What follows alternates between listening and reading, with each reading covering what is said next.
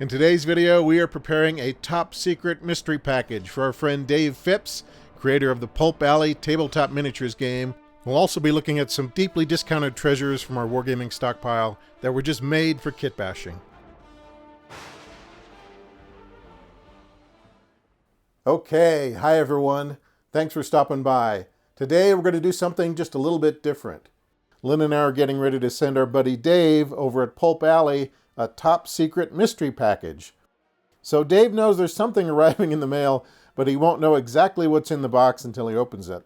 So as you may or may not know, Dave is the creator of Pulp, the tabletop miniatures game of action-packed pulp adventures in the spirit of Doc Savage, The Shadow, Alan Quatermain, John Carter, and many, many others. So since Dave is an all-around great guy and a huge advocate for the tabletop gaming hobby, we thought we'd send him something from our personal stockpile and then get his thoughts on how someone might incorporate it into games of Pulp. If all goes well, Dave will post the official unboxing and his reaction to the contents on the Pulp YouTube channel, assuming he likes what we're sending him, and I'll post a link to that video in the video description below here so you can see the big reveal. So what are we sending Dave exactly? Well, some of you out there may remember that back in 2010, Fantasy Flight Games of X-Wing Miniatures fame was working with a company called Dust Studio on a game called Dust Tactics. And they had it for a couple of years, and in 2013, they handed it off to another company named Battlefront Miniatures. And then they had it for a couple of years, and there was some big kerfluffle on Kickstarter around 2015. I won't get into that. But at some point, Dust Studio took the product back over, made a new game called Dust 1947. And when I went to the Dust website today, I noticed that the whole operation had been shut down. So Dust, as a war game, I think has reached its conclusion, at least for now. But we have quite a few of these Dust vehicles, and I think a whole storage tub full of Dust infantry that we got from Miniature Market when they were kind of closing everything out to get them off the shelf. And so I'm going to show you some of the stuff we got on clearance. It's pretty cool, and the price was definitely right.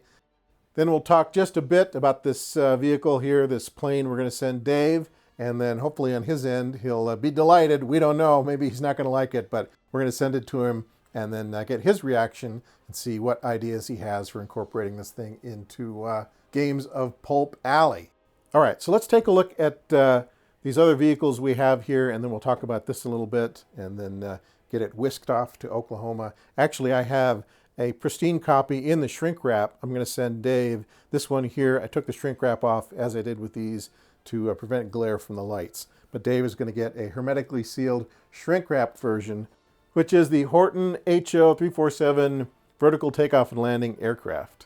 So we will set that aside for a moment.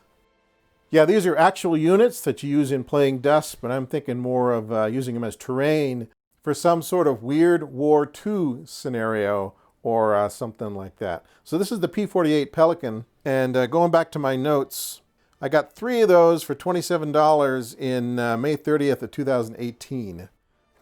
Yeah, so $9 a piece, not bad.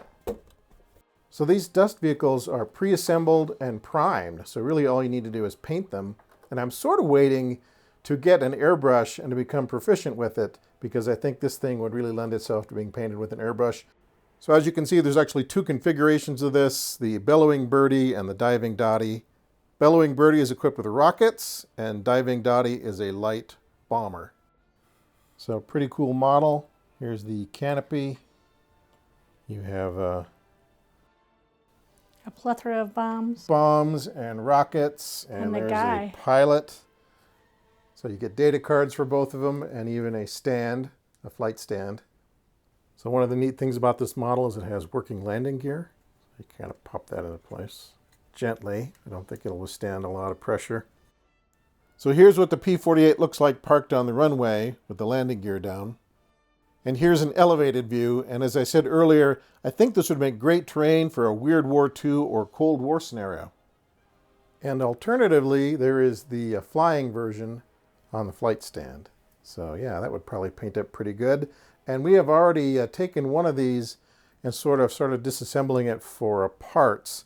I know that this rocket pod, you used that for Rocket Bug on your first Gaslands car. I did. And And of course, you got these machine guns here, you got these engines, you got these wings, and so if you needed some sort of a crashed aircraft, that'd be pretty cool, I think, for that. But that is the P-48 Pelican. So that is, I guess, a P-38 powered by the alien technology of the Dust universe. That's kind of the deal where you had the rival powers in and around World War II, and they discovered some sort of crashed alien vessel in Antarctica and some new power source, and they started sort of retrofitting that on their current technology. So you had a lot of these kind of funky vehicles that didn't really exist in the theater of war at that time, but I guess you would call that diesel punk or something like that. So that is the P-48 Pelican. So here's the Dust Heavy Destroyer Walker in the 6-shooter variant and the Bulldog variant, and I think I got 4 of these. Yeah, September 9, 2017, I purchased 4 of them for $32. And so we've already taken one of these and glued on a bunch of Wizards of the Coast stormtroopers and made a Imperial vehicle for Star Wars miniatures. So yeah, so 4 for $32, that was $8 a piece. So that's a pretty good deal. Let's open that up and take a look at it. I think a lot of that old stock has dried up, but Miniature Market still has a few Dust Tactics units they put on sale every once in a while. Not necessarily these, they might have some vehicles, but we've got just recently a couple of unit boxes, just regular kind of World War II soldiers for like $5 a piece. So there's still some stuff out there. This one had a little more assembly required. Just a little bit. It comes with 2 turrets, but I had assumed when I bought these that I'd be getting sprues of parts, and so I was really salivating at having all these parts I could use for kit bashing, but it comes pretty much pre-assembled, except for the turrets, and you have 2 turret variations. So this variation is the 6-shooter, so the turret has, looks like 6 bazookas on it. And then you have another turret. And the second variation is the Bulldog, which has a 180-watt phaser cannon on it, which is the variation we used when we made our Imperial Walker. We just glued in some stormtroopers and painted it in Imperial blue colors, Imperial blue and Imperial gray. So that is the 6-shooter / Bulldog Heavy Destroyer Walker. And again, it is pre-primed and pre-assembled. And there's 2 hatch options. You can have open hatch or closed hatch with crew members or not. And lots of little parts you can steal, like this 50 cal with a box magazine on it. All right, let's take a look at Red Rain and Red Fury. Here we have Red Rain, Red Fury, the BR-47 self-propelled weapon platform. And I think that comes with kind of a howitzer or a mortar option.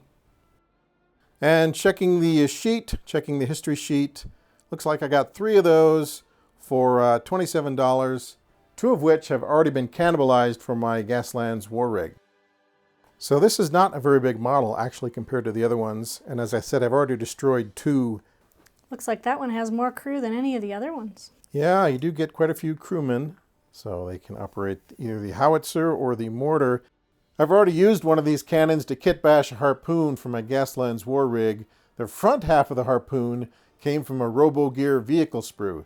And frankly, I was a bit flabbergasted how well the 2 halves fit together. Sometimes things just work out.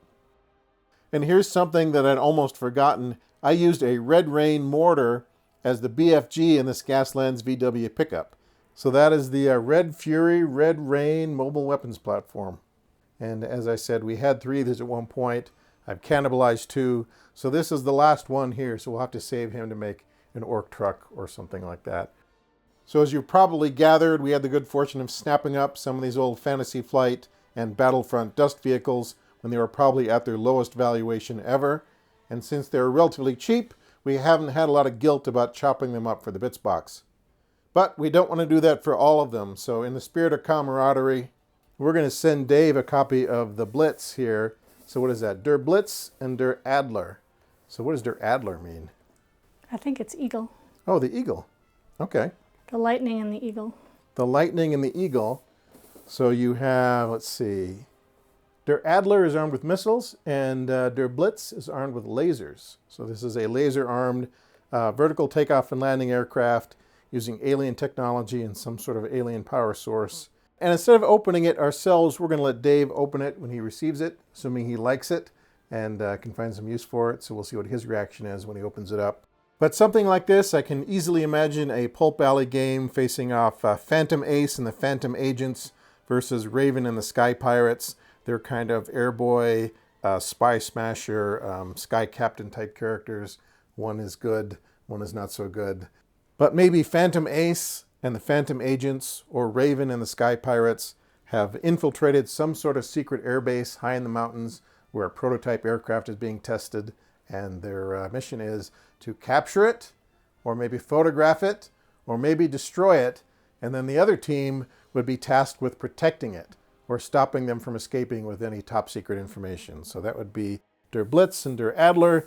And this doesn't have to be an Axis aircraft. You could just paint over the emblem there, and this could be an alien aircraft. Maybe aliens have landed, or maybe it's some sort of top secret criminal organization that's going to terrorize the world, or a mad scientist, or who knows.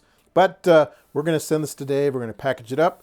He doesn't know exactly what is arriving, but we'll see what he says when he sees it, and maybe he'll have some ideas for some pretty cool Pulp Alley adventures. So that's what we're doing.